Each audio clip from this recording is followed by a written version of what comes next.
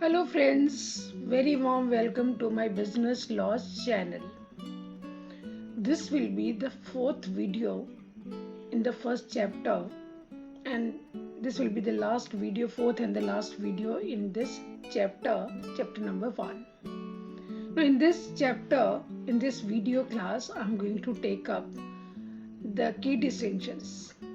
Two distinctions I'll take up. The first distinction will be distinction between void agreement and voidable contract, and the second distinction would be difference between void agreement and illegal agreement. So friends, these two distinctions are very important from examination point of view. Generally in DU examinations or in other examinations also, these are the two distinctions which are generally asked. So the very first distinction heading is void agreement versus voidable contract. That is, which are the various points of distinction between void agreement and voidable contract. So I would like to advise you friends, whenever any distinction is asked, you should always write in the tabular form. Make 3 columns in your 4 columns in your registers. First will be for the serial number, second will be for basis, third will be for one term, and fourth will be for the second term. So in our case, first will be for serial number, then basis, then void agreement, and the last column would be voidable contract. So there are 7 points of distinction, and all the points I will take up one by one. So the very first point is the meaning. You all know friends, void agreement has been defined under section 2G. Any agreement which is not enforceable at law is known as void agreement. And voidable contract, the definition has been laid down under section 2I of ICA 1872. Voidable contract has been defined under section 2I of the ICA 1872. Voidable contract is one which is enforceable at the option of one or more of the parties, but not at the option of other or others. Friends, the last line means a person who is not a party has no right to sue on the contract. And now coming to the second point. Second point is cause. What is the cause? Why is the agreement void? Because it lacks one of the essentials of valid contract. Friends, in my first lecture class under this chapter, I have covered all essentials of valid contract. Offer and acceptance, legality of objective, lawful consideration, free consent, competency of the parties to contract, etc. etc.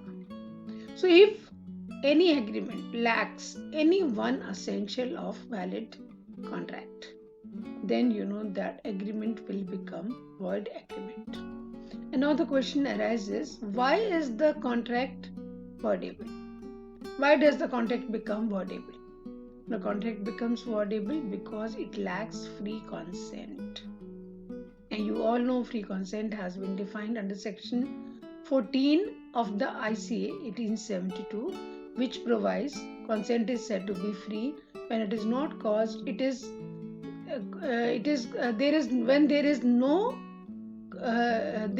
it is caused by coercion, undue influence, fraud, and misrepresentation.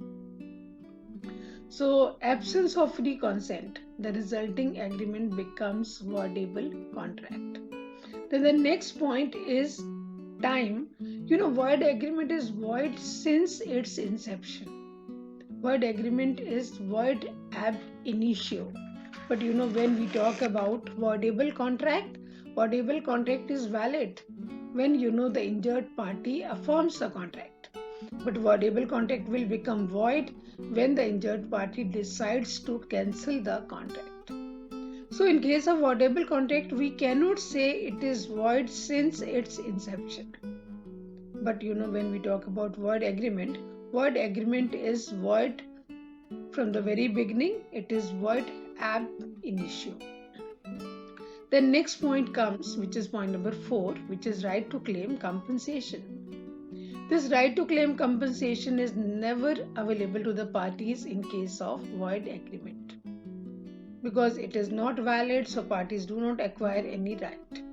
But right to claim compensation is available to the injured party in case of voidable contract. Now, mainly in case of fraud, fraud has been regarded as a criminal offense under the ICA 1872. So it is a crime. To commit fraud is a crime. So friends, the party who has committed fraud and the person who is a sufferer person is the right to be compensated by the guilty person. Next point is point number 5, which is enforceability. Void agreement is not at all enforceable as per the definition which has been laid down under section 2G. But voidable contract is enforceable. It is valid when the injured party has affirmed the contract. Then it is valid. And then the next point is rights of parties. Void agreement does not provide any right to the party. Parties do not get any right because it is not at all enforceable. But voidable contract provides rights to the parties, right to affirm the contract or right to cancel the contract. So parties do get some rights in case of voidable contract.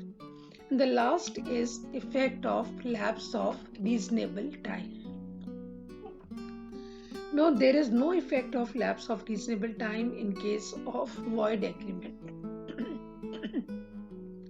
But when we talk about voidable contracts, if the reasonable time is over, then in that case, the party will lose the right to put an end to the contract. Party will be bound to affirm the contract.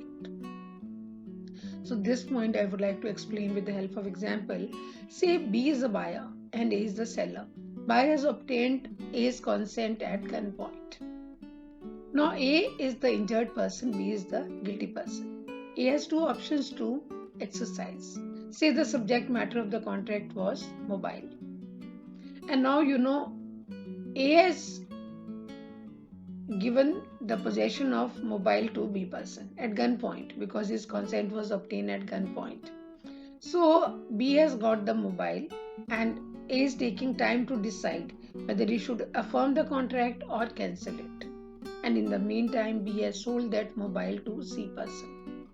Then in that case, friends, A's right to put an end to the contract will be lost. Because now the item is not in the possession of B. It has been passed by B to some other person. So A will not have the right to put an end to the contract, because that is why we say once the reasonable time is over, then in case of voidable contract, the injured party's right to put an end to the contract will be lost. In other words, we can say that party will be bound to affirm the contract. Party doesn't have any option but to affirm the contract.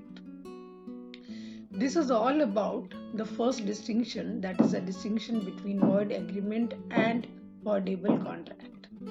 And now friends, I will take up second distinction, and second distinction is between void agreement and illegal agreement. So again in the tabular form, so the very first point is the meaning. Void agreement, you all know friends, number of times I have repeated in my video classes that void agreement is the agreement which is not at all enforceable at a court of law. So this is the definition which has been laid down under section 2G of the ICA 1872. Illegal agreement, which has been defined under section 23 of ICA 1872. When in the agreement, objective or consideration is void. It is illegal. Agreement will be void when objective or consideration is illegal. It is fraudulent. It is against the provisions of law. If permitted, it would defeat the provisions of law. It involves or implies injury to the person or property of another, or it is regarded as immoral by the court. or it is opposed to public policy. So you know friends, nobody has a right to commit assault on another or to cause loss to the property of another. But if he does it, then it is not legal and then he will have to bear the consequences for that. Prostitution has been regarded as immoral by the court and it should not have been declared as opposed to public policy. There are a number of agreements which have been regarded as opposed to public policy. And now after this, the second point of distinction is scope. Every void agreement is not necessarily illegal, but every illegal agreement is void. So scope of void agreement is wider. In other words, we can say illegal agreement is narrower in scope. All void agreements are not necessarily illegal, but all illegal agreements are void agreements. Now coming to the third point, criminal liability or punishment. You know, in case of void agreement, if agreement is void only but not illegal, then in that case, parties are not going to bear the punishment. There is no punishment because agreement is void only, it is not illegal. But when the agreement is illegal, murder example, assault example, kidnapping, in all these cases as illegal act is involved, so the parties are exposed to criminal liability or punishment. Then example is another point of distinction between the two. Examples are different. Wagering agreement is one of the very good examples of void agreement. A number of examples. An agreement which is made without consideration is void. An agreement made with the minor or any incompetent person is void. But when we talk about illegal agreement, kidnapping, murder, plotting a bomb, commission of cybercrime, all these are the examples of illegal agreement. So friends, in my today's lecture class number 4, under chapter number 1, you know, I have covered two distinctions, key distinctions. First was difference between void agreement and voidable contract, and the second was difference between void agreement and illegal agreement. So friends, with this I finish this first chapter. When I'll meet you next time, then I will start second chapter under the first unit. Under the under this Indian Contract Act, I will be starting the second chapter, which would be offer and acceptance. So friends, do like and subscribe to my channel, and do click on the